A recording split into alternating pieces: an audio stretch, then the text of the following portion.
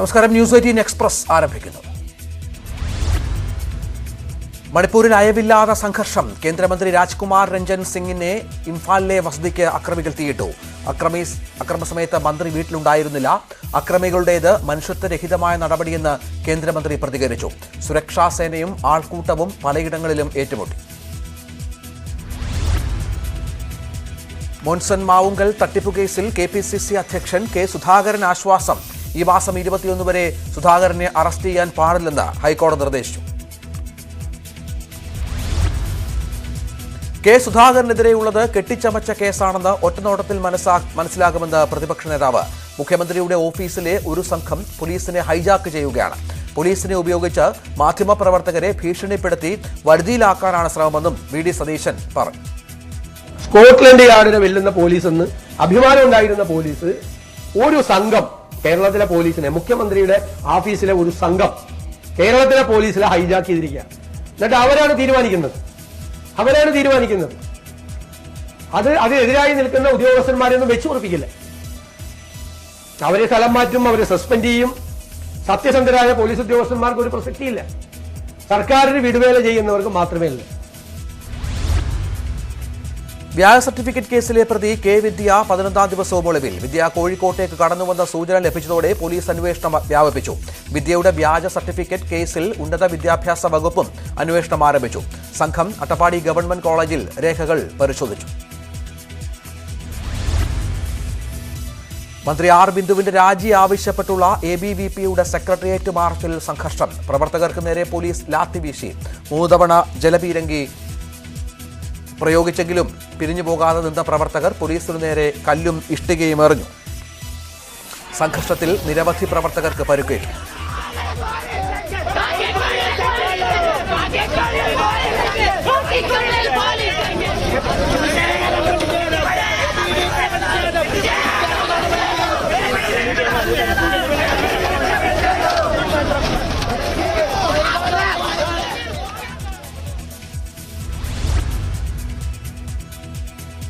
വിദ്യയെ CPM നേതാക്കളാണ് സംരക്ഷിക്കുന്നതെന്നും അതിശക്തമായ പ്രതിഷേധമുണ്ടാകുമെന്നും BJP സംസ്ഥാന അധ്യക്ഷൻ കെ സുരേന്ദ്രൻ.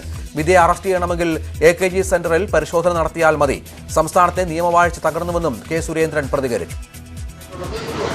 ശക്തമായ പ്രതിഷേധം ഇക്കാര്യത്തിൽ ഞങ്ങൾ അറിയിക്കുകയാണ്. വിദ്യാർത്ഥികളെ അടിച്ചൊതുക്കാനാണ് സർക്കാരിന്റെ തീരുമാനമെങ്കിൽ ശക്തമായിട്ടുള്ള തിരിച്ചടി ഉണ്ടാകുമെന്ന് പറയാൻ ഞാൻ ആഗ്രഹിക്കുകയാണ്. KSU നേതാവിന്റെ പേരിൽ വ്യാജ ബിരുദ സർട്ടിഫിക്കറ്റ് പുറത്തുവന്ന സംഭവത്തിൽ വിശദീകരണവുമായി കേരള സർവകലാശാല. ആ രജിസ്റ്റർ നമ്പറിൽ സർവകലാശാല സർട്ടിഫിക്കറ്റ് നൽകിയിട്ടില്ല. സർട്ടിഫിക്കറ്റ് ഉപയോഗിച്ചു എന്ന പരാതി വന്നാൽ പോലീസിനെ സമീപിക്കുമെന്നും കേരള സർവകലാശാല VC മോഹനൻ കുന്നുമേൽ പറഞ്ഞു. യൂത്ത് കോൺഗ്രസ് അധ്യക്ഷ തെരഞ്ഞെടുപ്പിൽ സൂക്ഷ്മ പരിശോധന നാളെ. വനിതകൾ ഉൾപ്പെടെ 13 പേരാണ് നാമനിർദ്ദേശ പത്രിക സമർപ്പിച്ചിരിക്കുന്നത്. മത്സരചിത്രം വ്യക്തമായതോടെ AI ഗ്രൂപ്പുകൾ അണിയറ നീക്കങ്ങൾ സജീവമാക്കി. രാഹുൽ മാങ്കൂട്ടത്തിനെതിരെ A ഗ്രൂപ്പിലെ പ്രബല വിഭാഗം ഉയർത്തുന്ന പ്രതിഷേധം മുതലെടുക്കാനുള്ള തന്ത്രമാണ് I ഗ്രൂപ്പിന്റെ ഭാഗത്തു നിന്നും നടക്കുന്നത്. അതേസമയം അബിൻ വർക്കിക്കെതിരെ OJ ജനീഷ് മത്സരിക്കാനുള്ളത് I ഗ്രൂപ്പിന്റെ പ്രതീക്ഷകൾക്ക് മങ്ങലേൽപ്പിക്കും എന്ന വിലയിരുത്തലിലാണ് രാഹുൽ അനുകൂലി. പാർട്ടിക്കകത്ത് നിന്ന് നേതൃത്വത്തിന് വെല്ലുവിളിയില്ലെന്ന് പ്രതിപക്ഷ നേതാവ് VD സതീശൻ. പണ്ട് എന്നും ഗ്രൂപ്പ് യോഗമായിരുന്നു. ഇപ്പോൾ 5 നേതാക്കൾ ചേർന്നിരുന്നാൽ വാർത്തയാണ്. ചെറുപ്പക്കാർ കോൺഗ്രസിന്റെ ചൈതന്യമാണെന്നും പരിചയസമ്പന്നർ ബുദ്ധികേന്ദ്രമാണെന്നും VD സതീശൻ പറഞ്ഞു. യൂത്ത് കോൺഗ്രസ് തെരഞ്ഞെടുപ്പിൽ കക്ഷിയേരില്ലെന്നും സതീശൻ വ്യക്തമാക്കി.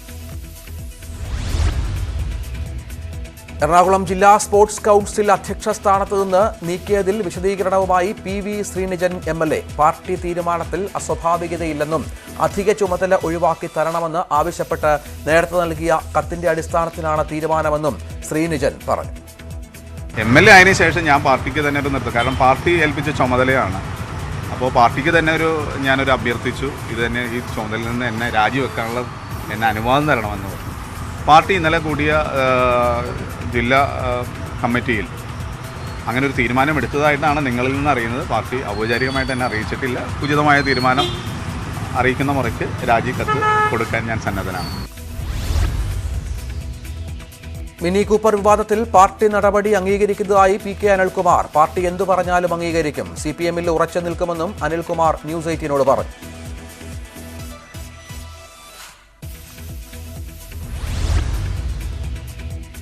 കണ്ണൂർ പാടിയോട്ടുചാലിൽ CPM-ൽ അംഗങ്ങളെ പുറത്താക്കിയത് സ്ഥിരീകരിച്ച് പാർട്ടി ജില്ലാ സെക്രട്ടറി MV ജയരാജൻ. തെറ്റായ സാമ്പത്തിക ഇടപാടിൽപ്പെട്ടതിനാണ് നടപടി. പാർട്ടി അന്വേഷണ കമ്മീഷൻ കണ്ടെത്തലിനെ തുടർന്നാണ് നടപടി.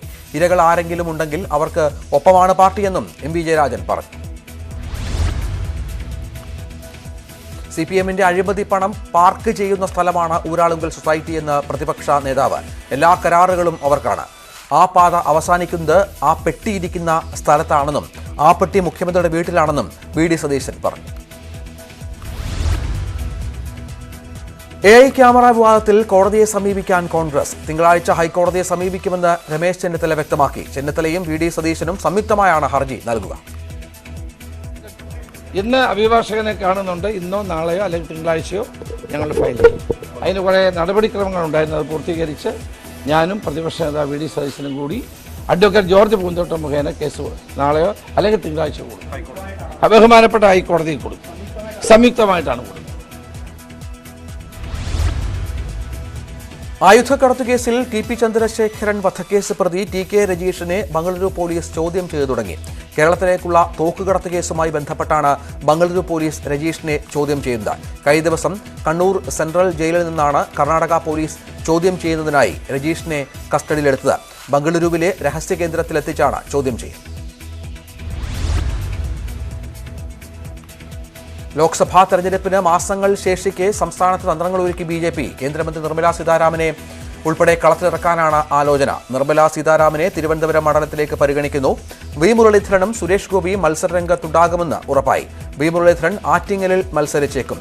നരേന്ദ്രമോദിക്ക് ഒരവസരം കൂടിയെന്ന ചുവരെഴുത്തുകളും തിരുവനന്തപുരം നഗരത്തിന്റെ വിവിധ ഭാഗങ്ങളിൽ പ്രത്യക്ഷപ്പെട്ടു. രാജസേനും ഭീമൻ രഘുവിനും പിന്നാലെ രാമസിംഹൻ എന്ന അലി അക്ബറും BJP വിട്ടു. പാർട്ടി സംസ്ഥാന സമിതി അംഗമായിരുന്ന അദ്ദേഹം നേരത്തെ എല്ലാ സ്ഥാനങ്ങളും ഒഴിഞ്ഞിരുന്നു. BJPയുടെ പ്രാഥമിക അംഗത്വം ഒഴിവാക്കുന്നുവെന്ന് കാണിച്ച് രാമസിംഹൻ പാർട്ടി അധ്യക്ഷൻ K സുരേന്ദ്രന് കത്ത് നൽകി. ഫേസ്ബുക്കിലൂടെയാണ് പാർട്ടി ബന്ധം പൂർണ്ണമായും ഉപേക്ഷിച്ചതായി അലി അക്ബർ വ്യക്തമാക്കിയത്.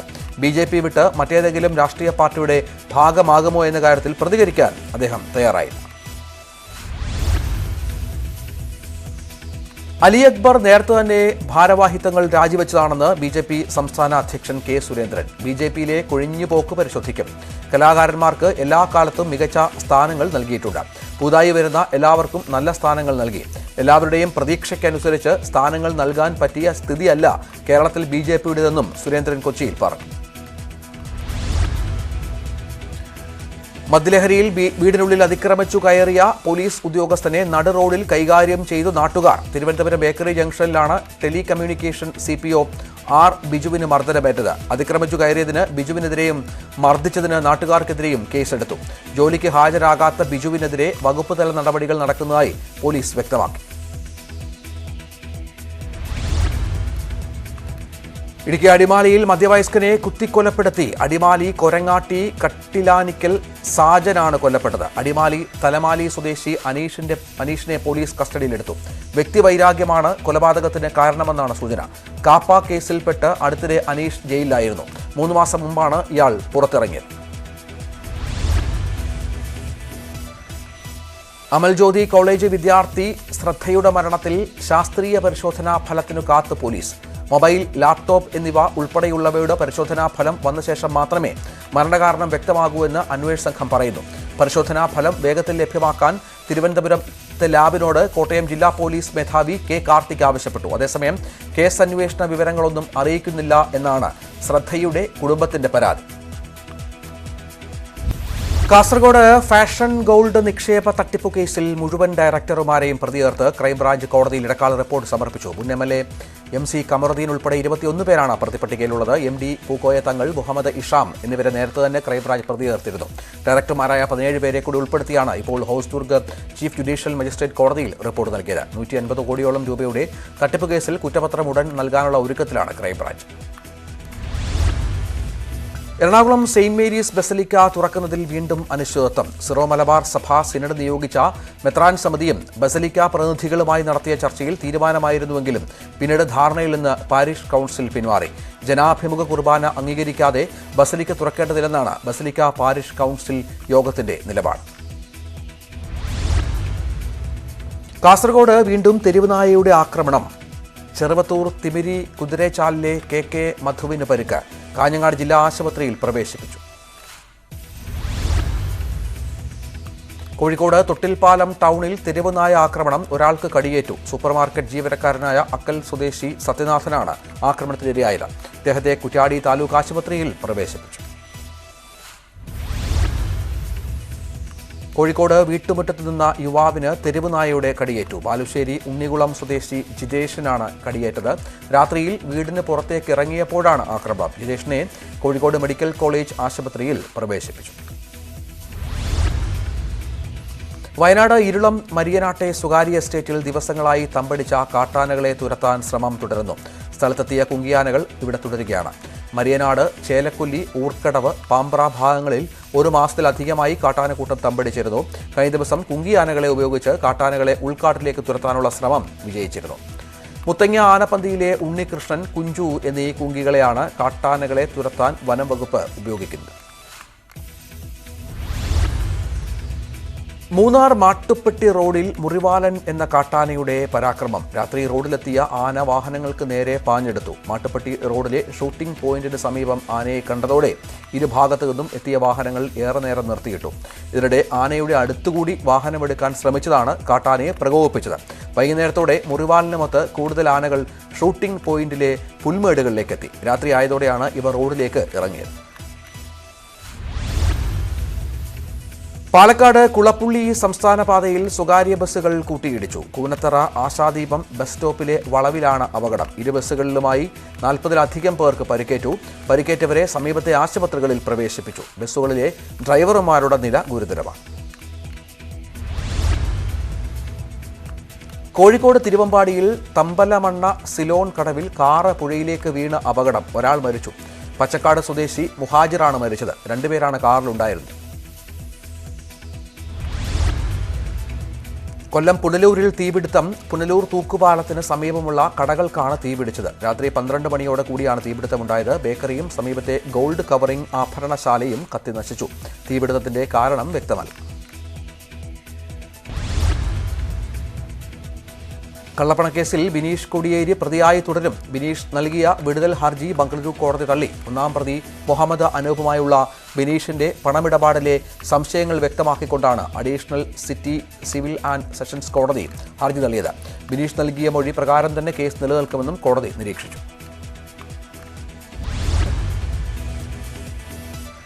ഗുജറാത്തിൽ കനത്ത നാശനഷ്ടം സൃഷ്ടിച്ച് ബിപോർജോയ് ചുഴലിക്കാറ്റ്. ഭാവ്നഗർ ജില്ലയിൽ ഒരു കുടുംബത്തിലെ 2 പേർക്ക് ജീവൻ നഷ്ടമായി. 23 പേർക്ക് പരിക്കേറ്റു. ഗുജറാത്തിലെ തീരപ്രദേശങ്ങളിൽ കരതൊട്ട ചുഴലിക്കാറ്റ് വൈകിട്ടോടെ ദക്ഷിണ രാജസ്ഥാനിൽ പ്രവേശിക്കുമ്പോഴേക്കും ദുർബലമായി ന്യൂനമർദ്ദമായി മാറും. അതേസമയം രാജസ്ഥാനിലെ തെക്കൻ ജില്ലകളിൽ വ്യാപക മഴ തുടരുകയാണ്. കശ്മീരിൽ ഭീകരർക്ക് വൻ തിരിച്ചടി നൽകി സുരക്ഷാ സേന. കുപ്വാരയിൽ 5 ഭീകരരെ ഏറ്റുമുട്ടലിൽ സേന വധിച്ചു. കശ്മീർ പോലീസിന്റെയും സൈന്യത്തിന്റെയും സംയുക്ത ഓപ്പറേഷനിലാണ് സംഭവം. ജുമാഗണ്ഡ് മേഖലയിൽ ഭീകരർക്കായുള്ള തെരച്ചിൽ തുടരുന്നു. കൊല്ലപ്പെട്ട ഭീകരർ വിദേശ പൗരന്മാരാണെന്ന് കശ്മീർ ADGP വിജയ്കുമാർ മാധ്യമങ്ങളോട് പറഞ്ഞു. ഈ മാസം 13-ന് മാച്ചിൽ മേഖലയിലുണ്ടായ ഏറ്റുമുട്ടലിൽ 2 ഭീകരർ കൊല്ലപ്പെട്ടു. സഹപ്രവർത്തകയെ പീഡിപ്പിക്കാൻ ശ്രമിച്ച കേസിൽ തമിഴ്നാട് മുൻ DGPക്ക് 3 വർഷം തടവ് ശിക്ഷ. മുൻ സ്പെഷ്യൽ DGP രാജേഷ് ദാസിനെയാണ് വില്ലുപുരം കോടതി കുറ്റക്കാരനായി കണ്ടെത്തി ശിക്ഷിച്ചത്. വനിതാ IPS ഓഫീസറുടെ ആരോപണത്തെ തുടർന്ന് DGPയെ തൽസ്ഥാനത്ത് നിന്ന് മാറ്റിയിരുന്നു. 2021 ഫെബ്രുവരിയിലാണ് വനിതാ IPS ഉദ്യോഗസ്ഥ പരാതി നൽകിയത്. അധികാരത്തിലെത്തിയാൽ ഇയാൾക്ക് ശിക്ഷ വാങ്ങി നൽകുമെന്ന് അന്ന് MK സ്റ്റാലിൻ ഉറപ്പു നൽകിയിരുന്നു. അരിക്കൊമ്പനെ കേരളത്തിന് കൈമാറണമെന്ന ഹർജി മദ്രാസ് ഹൈക്കോടതി തള്ളി. എറണാകുളം സ്വദേശി റെബേക്ക ജോസഫ് നൽകിയ ഹർജിയാണ് മദ്രാസ് ഹൈക്കോടതി നിരാകരിച്ചത്.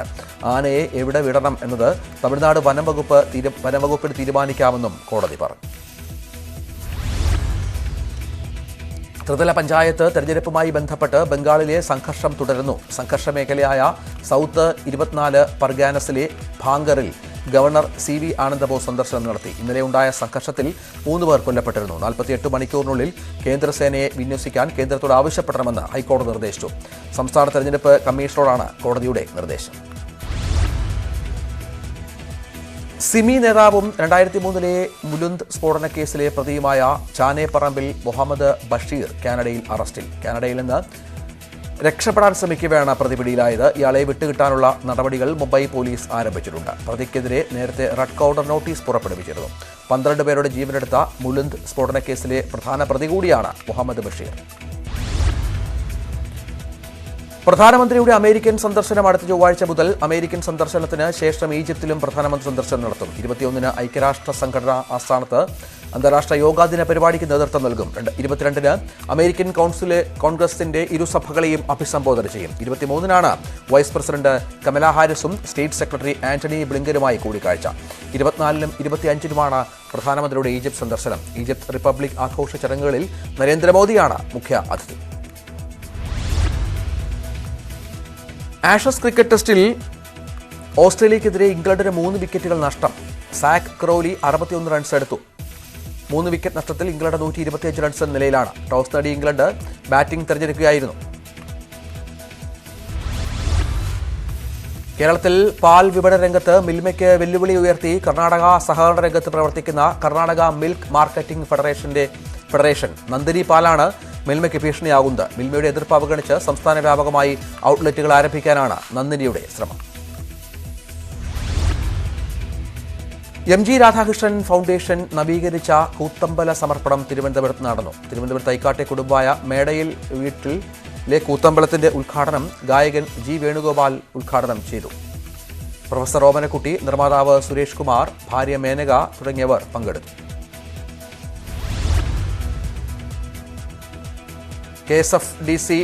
സംസ്ഥാന സർക്കാരിന്റെ D12 TT platform C space 4 മാസത്തിനകം. സിനിമകളുടെ തെരഞ്ഞെടുപ്പ് പുരോഗമിക്കുകയാണെന്ന് KSFDC CMD KV Abdul Malik news 18നോട് പറഞ്ഞു. കേരളത്തിന്റെ സ്വന്തം OTT പ്ലാറ്റ്ഫോം സി സ്പേസ് വൈകുന്നു എന്ന വിമർശനങ്ങൾക്കിടെയാണ് KSFDCയുടെ MDയുടെ വിശദീകരണം.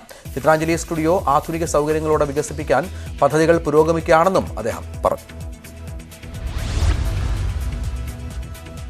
Ernakulam Vadavucode Rajashree memorial higher secondary സ്കൂളിൽ UP വിഭാഗത്തിനായി പുതുതായി നിർമ്മിച്ച ജോസഫ് മാർ പക്കോമിയോസ് സ്മാരക മന്ദിരം നാടിന് സമർപ്പിച്ചു. ഹയർ സെക്കൻഡറി വിഭാഗത്തിനായി നവീകരിച്ച കമ്പ്യൂട്ടർ ലാബിന്റെ സമർപ്പണവും നടന്നു. യാക്കോബായ സഭ പരമാധ്യക്ഷൻ ബെസേലിയോസ് മാർത്തോമ മാത്യൂസ് തൃതീയൻ കാത്തോലിക്ക ബാബയാണ് ഉദ്ഘാടനം ചെയ്തത്. Schools manager doctor Gabriel Mar Gregorios മെത്രാപ്പോലീത്ത അധ്യക്ഷത വഹിച്ചു. അഡ്വക്കേറ്റ് PV ശ്രീനിജൻ MLA മുഖ്യപ്രഭാഷണം നടത്തി. ഹരിതഭാവി ലക്ഷ്യമിട്ട് കേരള TMTയുടെ പുതിയ ചുവടുവെപ്പ്. പാലക്കാട് കഞ്ചിക്കോട്ടെ കൈരളി TMTയുടെ പുതിയ സ്റ്റീൽ ഫാക്ടറിയുടെ ഉദ്ഘാടനം നാളെ നടക്കും. പാരിസ്ഥിതിക മലിനീകരണം കുറച്ച് പ്രകൃതി സൗഹാർദ്ദ നിർമ്മാണ സാങ്കേതികവിദ്യ നടപ്പിലാക്കുകയാണ് പ്രധാന ലക്ഷ്യം. ഒപ്പം 500-ലധികം തൊഴിലവസരങ്ങൾ സൃഷ്ടിക്കാനും പുതിയ ഫാക്ടറിക്ക് സാധിക്കുമെന്ന് അധികൃതർ അറിയിച്ചു.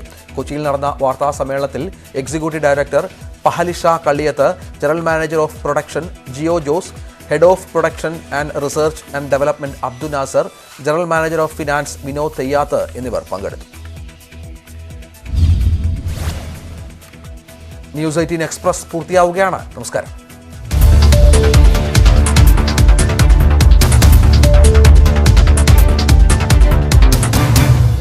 മുതൽ തൻ്റെ മകളെ